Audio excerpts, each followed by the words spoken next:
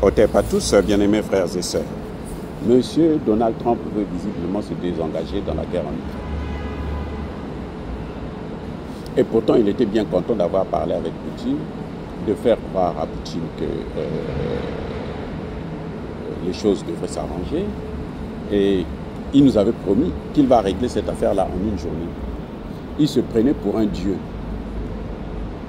Poutine lui a démontré le contraire, que tu n'es pas un dieu, tu es un être humain, comme tout autre, c'est tout.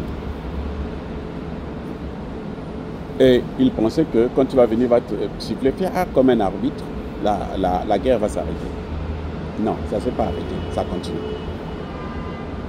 Il a même dit, après avoir parlé avec Poutine, que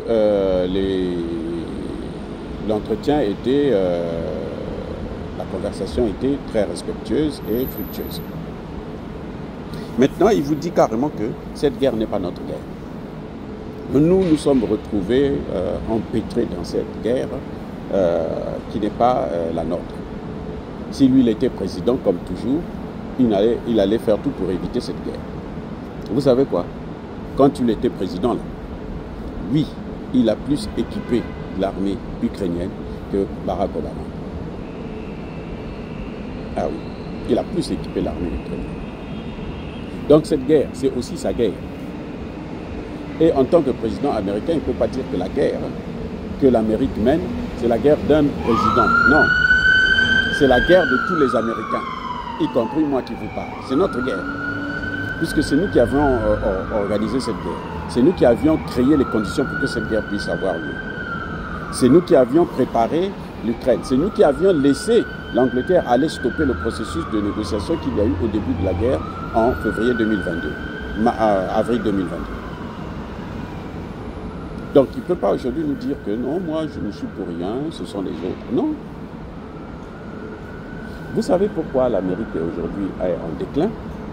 Même si on ne veut pas le reconnaître, on est dans le déni de la réalité.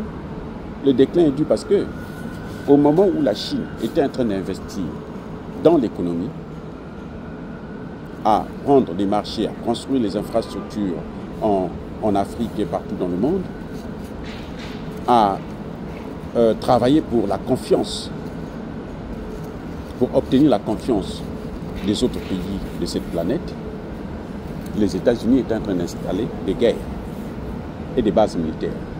Ils mettent une base militaire et puis ils entraînent la guerre dans le pays. Ils ont investi dans les guerres pendant que les autres investissaient dans le développement économique, dans la technologie. C'est pour ça que la Chine est devenue très riche. Ce n'est pas par hasard. C'est un travail qui a été fait. Oui, ils ont fait cette guerre. Ils ont pris un paquet de sanctions. L'Amérique a pris un paquet de sanctions. Quand il est arrivé, la première des choses, s'il voulait vraiment la paix, il allait d'abord commencer par enlever ces sanctions. Il allait arrêter de donner des armes à l'Ukraine.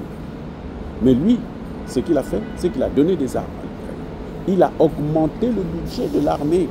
On est passé de 800 000 milliards à 1000 milliards. 1000 et des poussières de milliards. Ça, c'est quoi? C'est quelqu'un qui veut la guerre. Le Congo, la RDC, Tshisekedi lui a donné une opportunité de montrer que lui, il aime la paix. Il est en train de traîner les pieds.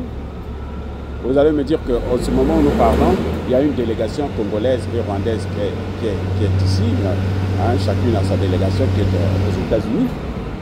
Il devrait donc, les deux ministres des Affaires étrangères devraient donc signer les accords encore avant que les présidents puissent apposer leur signature. Mais je veux dire que ça pouvait s'arrêter le même jour en prenant des sanctions contre Kagame. Il ne l'a jamais fait. Il n'a jamais pris les sanctions contre Kagame. Il n'a jamais pris les sanctions contre Museveni. Et vous me dites que ça, c'est quelqu'un qui aime la paix?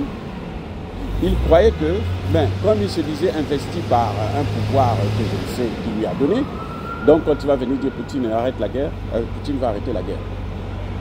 Et puis ils vont équiper encore l'Ukraine pour que quelques mois ou quelques années plus tard, ça reparte à zéro.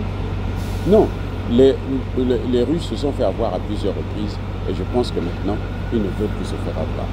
Les amis, soyez bénis.